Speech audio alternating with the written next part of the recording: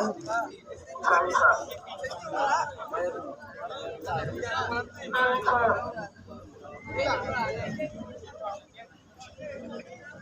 Sige, go. Bomba lang eh. Paklaro, wala naman eh. Yun. Thank you, thank you. Sino pa? Halika. Dalawa naman natin. Okay ba guys? Mali! Ay, sorry! Dapat na yung parang tumatabi kayo kung masan yung papunta sa inyo yung direksyon ng apoy. Umiwas kayo. Diba? Wala na! Nice one, bro. Ikaw na.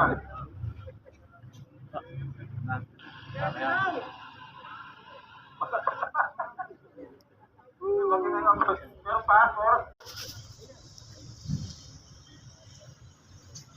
Sige, buka, bye. Paubos na, meron pa, bye.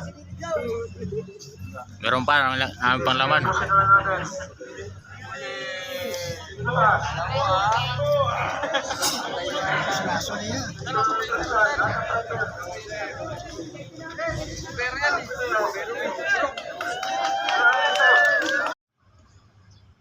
Automatic, tatanggalin nyo lang. Huwag nyo naman sa isa pa. Baka mamaya may sunog na. Kinakailangan nyo kang kumuha ng gunting.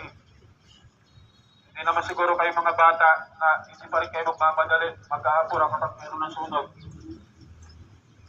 Yung hilahin nyo na lang to, atik yan matatanggal na yung selyo niya. Yun yung una ha. Pull the pin from the handle to break the tamper cell. Ito pala, ang tawag dito tamper cell. Nakasilti pa siya sa ngayon. Nakasilti pa siya sa ngayon dahil bago pa ito. Ibig sabihin nito, meron pa siyang meron pa siyang tali. Nakasil pa. Yung pin, a safety mechanism that prevents accidental discharge. Accidental discharge kasi itong natin ito, pinaglalaro ito minsan ng kaya habang ay kapag hindi ito ginagamit, huwag nyung tinatanggal itong niya. Ito, yung katawan niya. Ito yung cylinder ha. Yung ito function niya, the main body that contains extinguishing agent. Yung nasa loob nito, such as water, foam, carbon dioxide, yung mga nasa loob nito. At saka powder. Kaya para sabi ko, kami parang meron siyang mga powder na dahil may lamang pala na powder. Kaya para pag sinugan natin ito,